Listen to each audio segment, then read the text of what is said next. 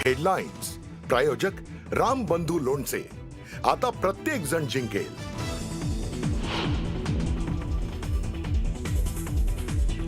मुंबईत भाजप महायुतीचा महापौर झाल्यास अदानी स्थान होईल. उद्धव ठाकरेंचा महायुती सरकारवर जोरदार निशाणा. तर खोकासुरांनी महापालिकेत 3 लाख कोटींचा घोटाळा केल्याचाही आरोप.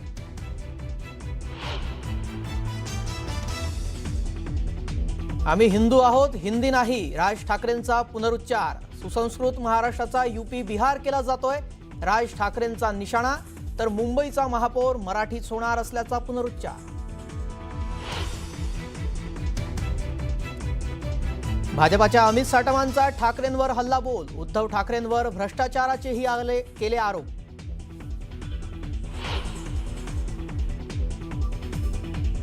उद्धव ठाकरेंनी दिलेले आश्वासन फेक, कुठलाही मुंबईकर विश्वास ठेवणार नाही. भाजप मंत्री चंद्रशेखर बावनकुळेंची टीका.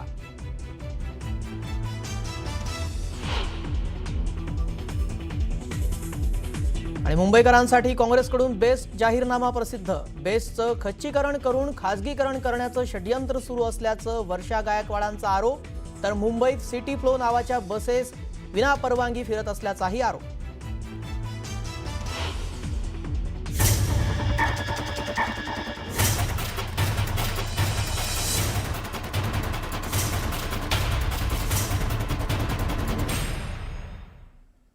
नमस्कार, मी श्रेयस पांडे. तुम्ही पाहताय न्यूज 18 लोकमत. बातमीपत्रात आपलं स्वागत. आता बातम्या सविस्तररित्या पाहूयात. पहिलीच बातमी वचननाम्यासंदर्भातली ठाकरे बंधूंच्या.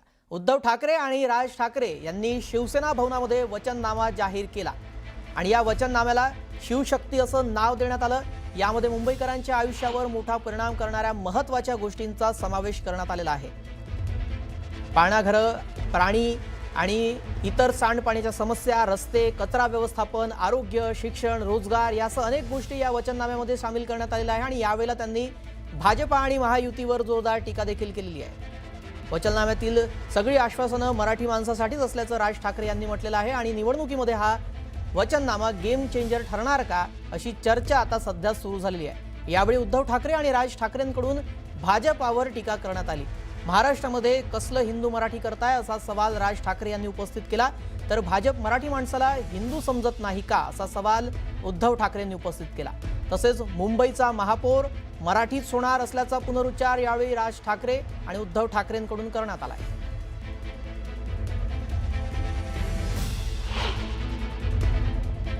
जे साम्राज्य उभं राहिलं ते बडोद्याचं साम्राज्य उभं राहिलं, जे मराठेशाहीचं साम्राज्य आहे. बरोबर. मग त्या बडोद्यामध्ये सगळे मेयर गुजराती का होता तो?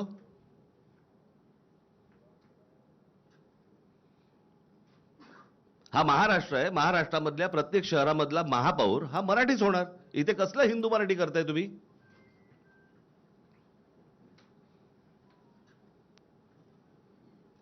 आणि मला मी त्या दिवशी म्हटलं नाही का तुम्हाला की आम्ही हिंदू आहोत, हिंदी नाही आहोत. तुम्हाला महाराष्ट्रातल्या या शहरांमध्ये मराठीचा मान हा तुम्हाला राखलाच पाहिजे.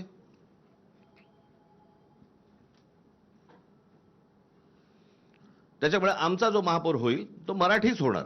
मुंबईचा महापौर मराठीच होणार. मी गेले 10 वर्ष, अनेक वर्ष मी तुम्हाला सांगतोय की या महाराष्ट्राचं हे यूपी बिहार करतायत. उत्तर प्रदेश, बिहारमध्ये ज्या प्रकारचं राजकारण केलं जातंय त्या प्रकारचं राजकारण. महाराष्ट्र हा वेगळा सुसंस्कृत महाराष्ट्र आहे. मी नेहमी सांगतो की महाराष्ट्राने देशाला दिशा दाखवलेली आहे. आणि अशा परिस्थितीमध्ये महाराष्ट्राचं अशा प्रकारे वाटोळं करणं, महाराष्ट्रातल्या येणाऱ्या पुढच्या पिढ्यांचं वाटोळं करणं, महाराष्ट्रामध्ये जे येऊ इच्छितात राजकारणामध्ये त्यांची विचारसरणी बदलणं, हे मला असं वाटतं महाराष्ट्रासाठी आणि महाराष्ट्राच्या भवितव्यासाठी घातक आहे. याचा अर्थ भाजप मराठी माणसाला हिंदू नाही का समजत? मराठी माणसाला हिंदू नाही समजत. मराठी जसं राज म्हणाला तसं आम्ही मराठी आहोत, अस्सल हिंदूच आहोत. आणि अगदी संयुक्त महाराष्ट्रापासून जो मुंबईसाठी लढा दिला गेला त्याच्यामध्ये आत्ताचा भाजप किंवा तेव्हाचा जनसंघ हा कुठे होता? हा कधी मराठी माणसांच्या आणि हिंदूंच्या बाजूने उभा राहिलाय? आम्ही मुंबईमध्ये 25 वर्ष खूपच साधी कामं केलेली आहेत आणि आम्ही ते होर्डिंगवरती दाखवतोय आता. होय, हे आम्ही केलं. ह्याच्यामध्ये काय आहे की साधं कोस्टल रोडचं काम केलेलं आहे, साधं मध्यवैतरणा धरण बांधलेलं आहे, कोरोनामध्ये सारी सारी कामं केलेली आहेत. त्यांनी आमच्या छोट्या कामांचं श्रेय घेण्यापेक्षा त्यांनी जी काही कामं केलेत, म्हणजे मोदीजींनी कैलास पर्वत बांधलेला आहे, स्वर्गातून गंगा त्यांनी आणलेली आहे, अरबी समुद्र इंडियाने केलेला आहे, ही कामं त्यांची मागे पडतायत. त्या अरबी समुद्रात शिवस्मारकाचं जलपूजन मोदीजींनी केलं होतं. ते पाण्यातलं शिवस्मारक काढणार कधी बाहेर? समुद्र मंथन हे सुद्धा त्यांनीच केलं होतं. त्याच्यामुळे समुद्र मंथन करून ते शिवस्मारक त्यांनी बाहेर आणावं. ठेवी या चाटायला नसतात, पण त्याचप्रमाणे त्या कॉन्ट्रॅक्टरचे बूट चाटून त्यांना वाटायला नसतात. त्यांनी पूर्णपणे संपूर्ण विल्हेवाट लावण्याचं ठरवलेलं आहे. साधारणतः एक जमा खर्च याचं एक तारतम्य ठेवून ताळमेळ घातला जातो आणि जो खर्च केला जातो, आपल्याकडे सर्व जे काही सोर्सेस आहेत त्यातनं पैसा किती जमा होणार आहे, पुढच्या काही वर्षात किती येणार आहे, आणि त्यानुसार प्रोजेक्ट हे आखले जातात, ठरवले जातात. आज जर माझ्या माहितीप्रमाणे 15,000 कोटी हे साधारणतः खर्चासाठी बजेट महापालिकेचं आहे. त्याच्या समोर साधारणतः 3 लाख कोटींचं देणं कॉन्ट्रॅक्टरना त्यांनी करून ठेवलेलं आहे. म्हणजे हा 3 लाख कोटीचा घोटाळा या लोकांनी केलेला आहे. या स्थानिक स्वराज्य संस्थांच्या निवडणुकांमध्ये बिनविरोध असं पश्चिम बंगालमध्ये झालं होतं. दरम्यान आपण पाहतोय ठाकरे बंधूकडून वचननामा प्रसिद्ध करण्यात आलेला आहे. वेगवेगळे मुद्दे या वचननाम्यामध्ये होते आणि दोन्ही ठाकरे बंधूंनी महायुतीवर जोरदार हल्लाबोल केला. उमेदवारांच्या बिनविरोध विजयावरून उद्धव ठाकरेंनी भाजपवर निशाणा साधलाय. मतचोरीनंतर आता उमेदवारांची पळवापळवी सुरू केली आहे अशी टीका उद्धव ठाकरेंनी केली. बिनविरोधच्या ठिकाणी नव्यानं निवडणुका घ्या अशी मागणी उद्धव ठाकरेंनी केली. तर विधानसभा अध्यक्ष कोणत्याही पक्षाच्या प्रचाराला जाऊ शकत नाही, विधानसभा अध्यक्षांना तात्काळ निलंबित केलं पाहिजे अशी मागणी देखील ठाकरेंनी केली. या स्थानिक स्वराज्य संस्थांच्या निवडणुकांमध्ये बिनविरोध असं पश्चिम बंगालमध्ये झालं होतं. त्या गोष्टींबद्दल कोर्टामध्ये म्हणजे सुप्रीम कोर्टामध्ये भारतीय जनता पक्ष गेला होता. कळलं का? आता त्या पक्षाचं आत्ताच्या या महाराष्ट्रातल्या गोष्टींबद्दलचं काय म्हणणं आहे हे एकदा तरी सांगावं. म्हणजे पश्चिम बंगालमध्ये तुम्हाला चालत नाहीत आणि महाराष्ट्रामध्ये तुम्ही करतात. मला या सगळ्या गोष्टींमध्ये फक्त एकच सांगायचं आहे आपल्याला सगळ्यांना, आणि त्याही राजकीय पक्षांना पण मला हेच सांगायचं आहे की सत्ता ह्या सत्तेचा अमरपट्टा घेऊन कोणीच आलेलं नाहीये.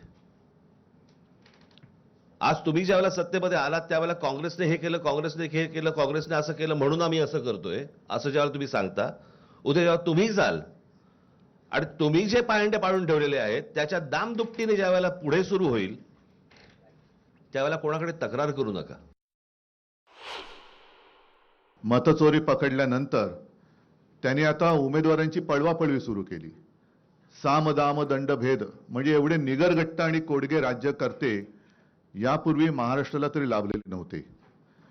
कल्याण डोंबिवली असो, ठाणे असो, बिनविरोध निवडणूक करून घेण्याची ही जी काय प्रक्रिया ते राबवत आहेत, हा लोकशाहीचा आणि जनतेचा अपमान आहे. परत तिथल्या वॉर्डाच्या निवडणुका निकाल नुसते थांबवून ठेवू नका, तर तिथली निवडणूक प्रक्रिया रद्द ठरवून तिथे पुनर्निवडणुका घेतल्या गेल्या पाहिजेत. तर तुम्ही लोकशाहीचे रक्षक आहात. नाहीतर तुम्ही म्हणजे निवडणूक आयुक्तांना म्हणतोय की तुम्ही सत्ताधाऱ्यांचे गुलाम आहात. हा जनतेमध्ये एक समज तुमच्याबद्दल होईल, तो होऊ देऊ नका. राहुल नार्वेकर, मी मुद्दामून नावानिशी बोलतो कारण विधानसभा अध्यक्ष हे विधानसभेत असतात, त्यांचा अधिकार हा सभागृहात असतो. सभागृहाच्या बाहेर ते राहुल नार्वेकर आहेत आणि तिथले आमदार आहेत. एक आमदार आपल्या अधिकाराचा दुरुपयोग करून दुसऱ्या म्हणजे जनतेवरती दमदाटी करतोय, त्यांचं संरक्षण काढून घेण्याचा आदेश स्वतः संरक्षणात राहून करतोय. माझं तर मत आहे हा विषय गांभीर्याने निवडणूक आयोगाने घ्यायला पाहिजे आणि तत्काळ अध्यक्षांना निलंबित केलं पाहिजे, त्यांच्यावरती गुन्हा दाखल झाला पाहिजे. कारण असेच जर का सगळे वागायला लागले, अगदी मंत्र्यांना सुद्धा त्यांचा लवाजमा घेऊन निवडणूक प्रचारात फिरता येत नाही. हे ऑन द स्पॉट म्हणजे हे काय, तो जो काय नायक पिक्चर मधला अनिल कपूर स्वतःला समजतात. ठाकरे बंधूंकडून वचननामा प्रसिद्ध करण्यात आला आणि दोन्ही ठाकरे बंधूंनी महायुतीवर शब्दबाण सोडले. त्यावेळेला टीकेच्या केंद्रस्थानी भाजप होता. उद्धव ठाकरे आणि राज ठाकरे यांच्या या वचननाम्यावर भाजपानं देखील जोरदार प्रत्युत्तर दिलंय. काय उत्तर देण्यात आलंय पाहूया. 2G, 3G, 4G, Coal scam, Commonwealth scam, या सगळ्या स्कॅमचा आकडा आपण गुगल करा, तो 1,76,000 कोटीच्या वरती नाही आहे. सगळ्यात मोठा स्कॅम हा 1,76,000 कोटीचा आहे. परंतु उद्धव ठाकरेंनी 1997 ते 2022 या 25 वर्षामध्ये या देशामध्ये घडलेला सगळ्यात मोठा भ्रष्टाचार म्हणजे 3 लाख कोटीचा भ्रष्टाचार हा मुंबईच्या महानगरपालिकेमध्ये केलेला आहे.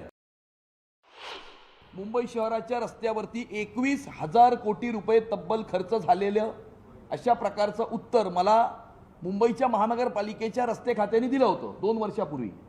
त्यामुळे 10 वर्षामध्ये 21,000 कोटी रुपये खर्च करूनही मुंबई शहराच्या रस्त्यांची दयनीय अवस्था ही केवळ आणि केवळ उद्धव ठाकरेंमुळे आहे.